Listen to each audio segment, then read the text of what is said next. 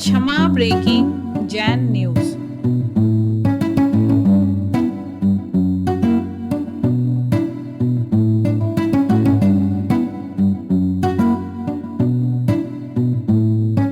हमारे बीच एक ऐसी शख्सियत हमारे पूज्य गुरुदेव के परम भक्त परम आदरणीय जस्टिस अभय गोहिल जी जो भोपाल से हैं। हम जोरदार कलतन ध्वनि से आपका यहाँ आमंत्रण कर रहे हैं और आपको यहाँ आमंत्रित कर रहे हैं। आपके साथ में पत्रकार जो ईटीवी न्यूज से हैं श्रीमान विनोद जी तिवारी जी को हम सादर आमंत्रित करते हैं। आए पूज्य गुरुदेव के श्री चरणों में श्रीफल समर्पित करें और हमारी कमेटी हमारे स्वागत अध्यक्ष जी परम आदरणीय आशीष जी पटना और साथ में कमेटी के पदाधिकारी आपका सम्मान कर रहे हैं। आदरणीय गोहिल जी पधारें और आदरणीय विनोद जी तिवारी जी। समस्त मुनि संघ के चरणों में बंदामी इच्छा में। गुरुवर, आपने सागर नगरी को इस वर्ष का चतुर्मास देकर इस सागर नगरी को धर्म नगरी बना दिया।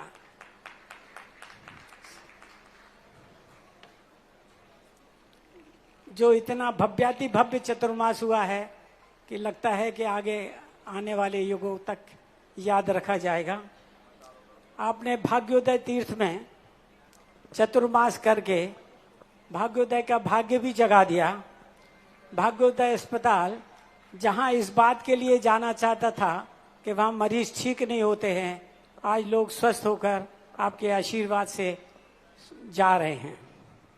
गुरुवर, मुझे याद आ रहा है कि एक बार आचार्य विद्यासागर जी महाराज ने मुझे भी भाग्योदय की गुप्त रूप से निरीक्षण करने का आदेश दिया था और कहा था कि आप जाइए और देखिए कि भाग्योदय को कैसे ठीक किया जा सकता है और कैसे। तो मैं आया था और आकर के मैंने गुप्त रूप से पूरा निरीक्षण किया, सब देखा और मैंने गुरुदेव को कहा कि जब तक इस अस्पताल को डॉक्टर लोग नहीं चलाएंगे, डॉक्टरों की कोई कमेटी नहीं होगी, तब तक इसका भाग्य जागृत नहीं होगा। और आज हमें डॉक्टर क्या, एक विश्व प्रसिद्ध शल्य चिकित्सक मिल गए हैं जिन्होंने ऑपरेशन करके इसका भाग्य जगा दिया है। वो है हमारे जगत पूर्व सुधा सागर जी महामुनिराज। गुरुवर, हो गया भाई, मुझे पूछ। भोपाल में आचार्य श्री के आशीर्वाद से एक भव्य तीर्थ हबीबगंज मंदिर के नाम से जो जाना जाता है आकार ले रहा है। विद्यासागर जी महामुनिराज को इंग्लैंड के म्यूजियम में एक रखी हुई युगल प्रतिमा, जिसमें एक प्रतिमा आदिनाथ भगवान की है और दूसरी महावीर भगवान की है, उसे वापस लाने का मुझे 2013 में आदेश दिया था। हम 5 सालों तक निरंतर प्रयत्न किए, किंतु वो मूर्ति हमें इंग्लैंड वालों ने इसलिए नहीं दी कि वो मूर्ति 10वीं शताब्दी की थी और उड़ीसा में नीलाम हुई थी और एक अंग्रेज उसको खरीद के ले गया था और अंग्रेज ने अपनी मृत्यु के बाद उस प्रतिमा को इंग्लैंड के म्यूजियम को गिफ्ट कर दिया। तो उन्होंने कहा कि भाई ये गिफ्ट की दी हुई चीज है, इसको हम भारत को वापस नहीं लौटाएंगे। तो फिर 2018 में गुरुदेव ने आदेश दिया कि इसका एक रेप्लिका बनवा लो। भोपाल में वो रेप्लिका बनकर तैयार है, 27 फीट का ग्रेनाइट में बना है। अब उस आदिश्वर महावीर तीर्थ धाम जो नाम भी आचार्य श्री ने दिया, उसको आपका आशीर्वाद मिला है और मुझे लगता है कि वहाँ आपके आशीर्वाद से एक भव्याति भव्य मंदिर बनकर शीघ्र तैयार होगा और आपका वहाँ पदार्पण होगा।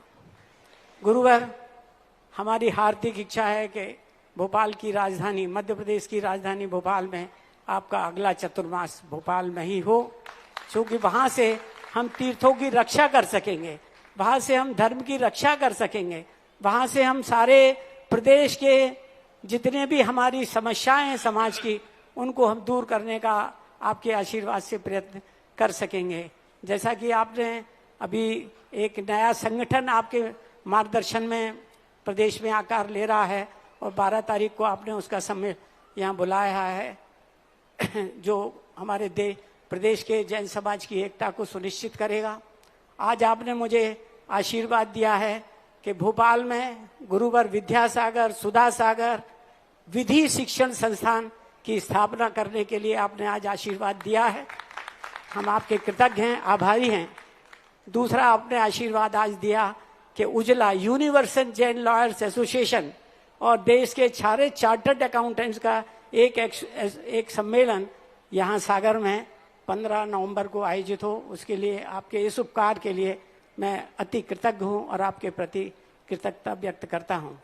गुरुवर, मेरी जिज्ञासा यह है आज कि जो व्यक्ति मंदिर बनवाता है या तीर्थ क्षेत्र बनवाता है, वो किस गति से आता है और किस गति में जाएगा?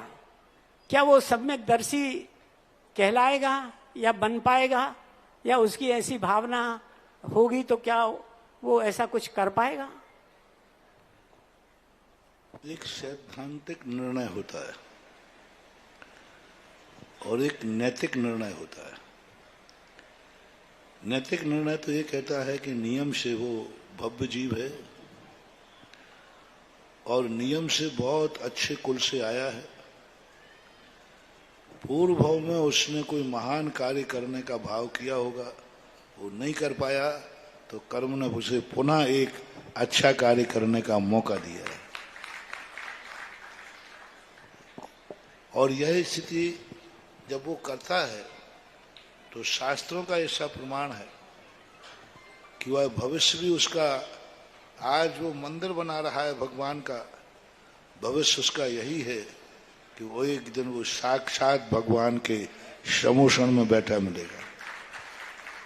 क्योंकि स्थापना निक्षेप का भाव है, भाव निक्षेप। जो स्थापना निक्षेप में भगवान देख लेता है उसको एक दिन साक्षात भगवान का भी दर्शन होता है।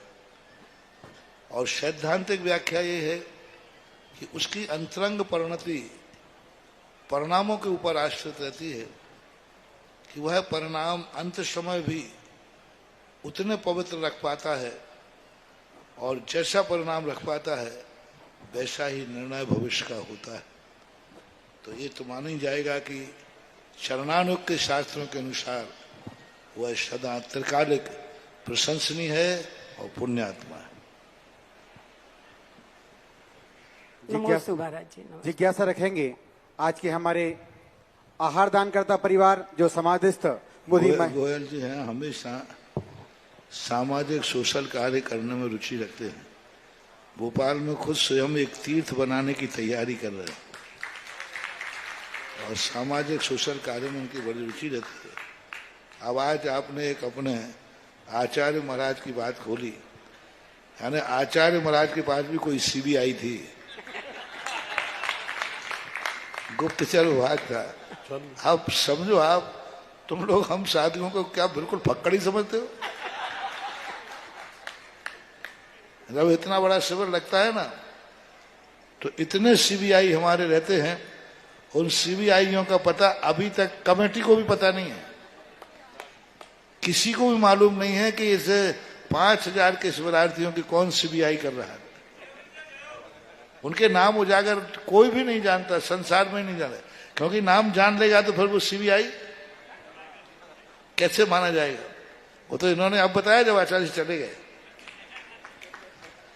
कितने सीबीआई थे जो इस शिविर के चारों तरफ निगरानी रख रहे हैं। उन सीबीआईयों को आप भी कोई नहीं जानते, मेरे अलावा उनको कोई जान ही नहीं सकता। ना तुम्हारे वॉलंटियरों में आएंगे, ना वो व्यवस्थापकों में आएंगे, ना वो तुम्हारी सम्मान की लिस्ट में होंगे। उनका काम ही है वो यहाँ थे। और तुम्हें चातुर्मास बिना सीबीआई के हो रहा है, ये मत समझना। सागर में बिना सीबीआई का, सागर में तो और घनी सीबीआई लगी हुई है और पूरे सागर में हर कोने पर कहीं ना कहीं कोई ना कोई सीबीआई जांच कर रही है कि चातुर्मास के संबंध में कहाँ क्या प्लानिंग चल रही है। तुम खोज खोज के मर जाना, एक भी सीबीआई को पकड़ नहीं पाओगे, पकड़ ही नहीं सकते। पकड़ लिया तो सीबीआई कैसे? और सीबीआई लगी हुई है।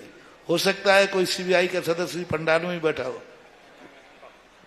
हो सकता है तुम्हारे आजू बाजू ही बैठा हो, लेकिन तुम पकड़ ही नहीं पाओगे कि वो बैठा है या नहीं बैठा है। ऐसा है गुरुदेव, ये मेरी यात्रा पूरी तरह गोपनीय थी, मेरे परिवार को भी नहीं मालूम थी। और आज पहली बार मैंने ये तथ्य आपके कोई बात सामने नहीं, अब उजागर बताने किया में कोई है। बाधा नहीं है। जिज्ञासा रखिए।